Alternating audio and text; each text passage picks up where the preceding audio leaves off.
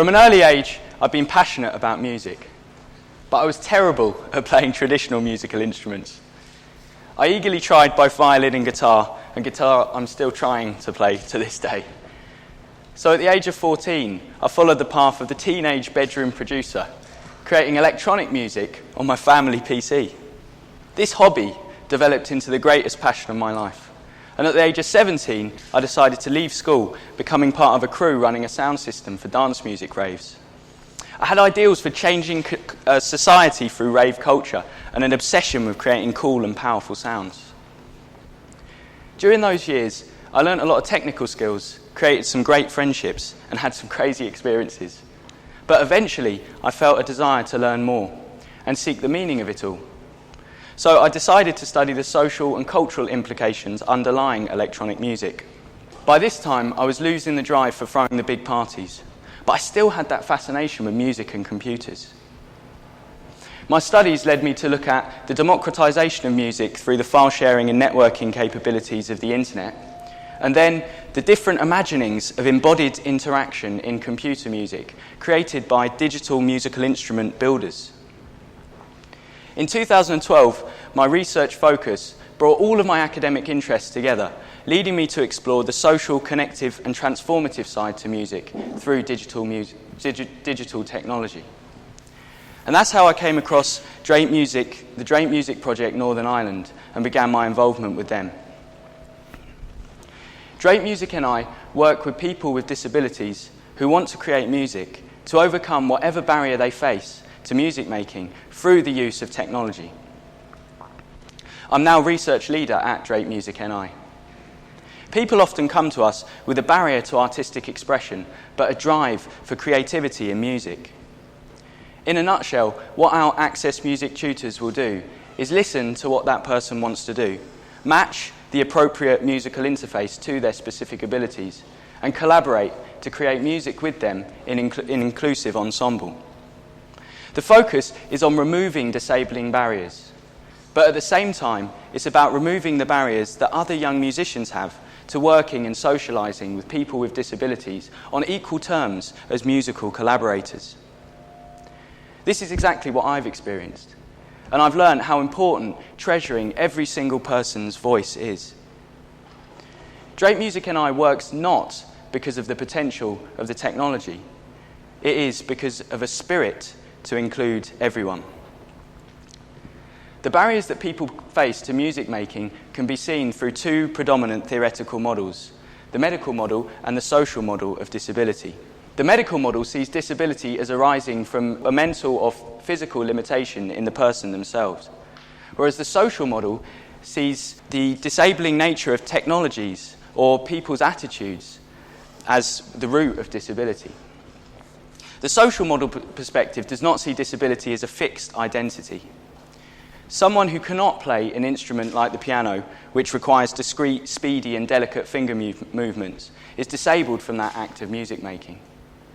But someone who can trigger notes on a software piano via an infrared sensor is not disabled from it. They are equally a musician with creativity and the ability to make great music.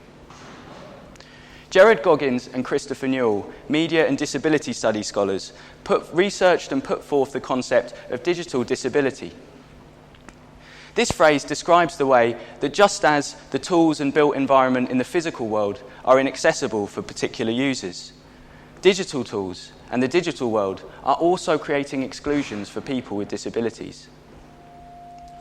Their indictment does not call for society to smash the machine, but rather to have greater awareness for the way that disability is built into those environmental, technological and social structures we so often take for granted, and for people to call out for change and inclusion. By paying attention to the disabling nature of our attitudes and the tools we use, at Drape Music and I, the goal is to make those disabling barriers disappear. When that happens through the medium of music, the distinctions between different musicians also disappears. What's valued most highly is participation, and that's only achieved through a commitment to the spirit to include everyone. Drake Music NI sees the use of music technology to achieve this. Music tech is a phrase that's come to describe any electrical or digital instrument used to generate, affect, or record sound in some way. Pioneer synthesizer maker Robert Moog's definition of contemporary music technology identifies three distinct parts to musical instrument structure. The first is the sound generator.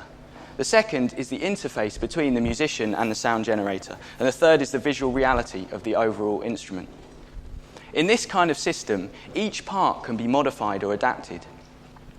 And what this means is, with a little thought and lateral thinking, each part can be appropriately customized in response to the specific barrier of an individual. Now, I've said a lot theoretically, so I'd like to recount a story from a workshop that explains the way all of this can work. The Wired Ensemble is Drake Music NI's longest-running group. They've performed all over Ireland and internationally and have been making music together through music technology for over 15 years. Over the years, the ensemble has changed format and membership, but the three core players are Tim, Phil and Mary Lou. All three are musicians with cerebral palsy who face motor sensory challenges. Now, I'm saying this not to highlight their disability, but to explain that movements take time, and keeping an action steady or consistent is not easy. And these are two essential requirements for playing a traditional musical instrument. It was a Friday afternoon workshop with Wired, including me and another tutor, Danny. After a period of brainstorming some musical ideas, we decided a timpani part would suit the piece that was currently being composed. A marching band drum set has its home in the Drake Music NI Belfast studio, so Phil suggested we could make recordings playing rhythms on the drum with a drumstick. I raised the drum in the air, bringing it to arm level so each musician could make recordings, and as a mic was set up for recording into the music software.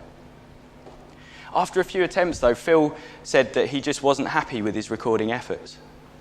Luckily, Danny had an idea. He used an iPad with Phil and recorded one drum hit into an app so Phil could play rhythms using the iPad and the recorded sound of the drum rather than the actual physical drum itself. Phil tried, but his hand motion just didn't match the interaction required by the iPad. So Danny thought of another solution. He attached a sound beam to the iPad via a special adapter. Sound beam is an ultrasonic sensor that transforms sonar responses into data that can control musical events in music software. A hand breaking the beam at different points sends different values of data. That's how it works. There's no physical interface, no knobs, sliders, or keys. So for a musician who finds physical instruments a barrier, the sound beam offers lots of musical control. So Phil tried again, and with concentrated effort, he was able to record a track that he was satisfied with. And the other musicians too saw this and decided to abandon their acoustic recordings and use the iPad to play the sound of the drum and record that way too. So an acoustic instrument can be made more accessible by recording it and playing it through an iPad.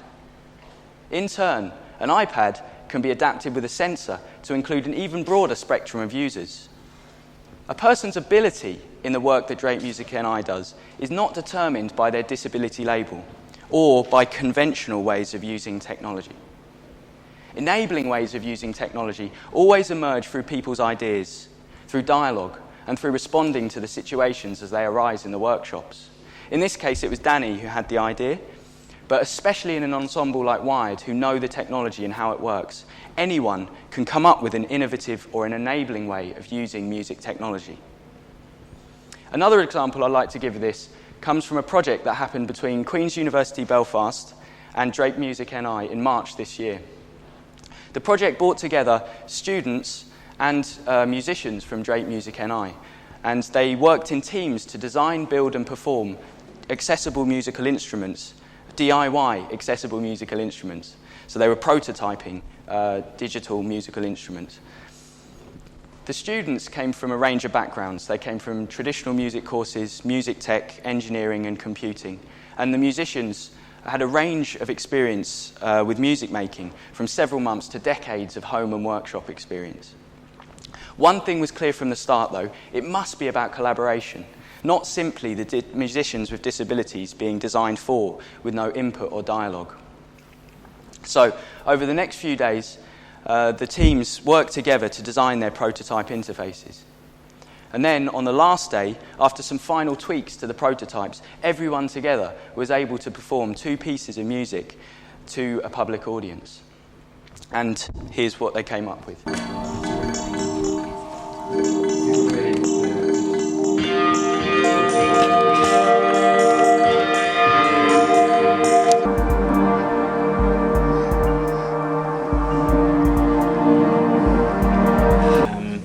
You've actually got quite a bit of control, kind of articulation with your head, haven't you? So he's able to really dynamically bring in and out the sounds that he's playing.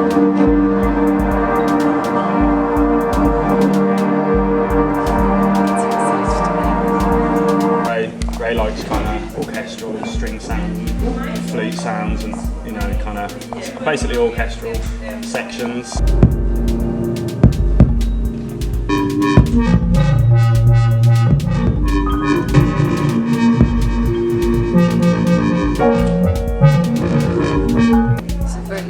So we knew that you wanted something very physical. Is it similar to what you thought it might be, Mary? Yeah.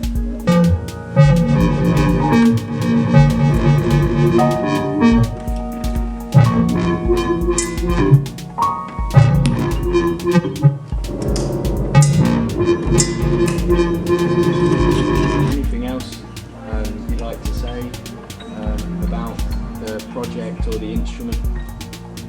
Or are you just happy with everything?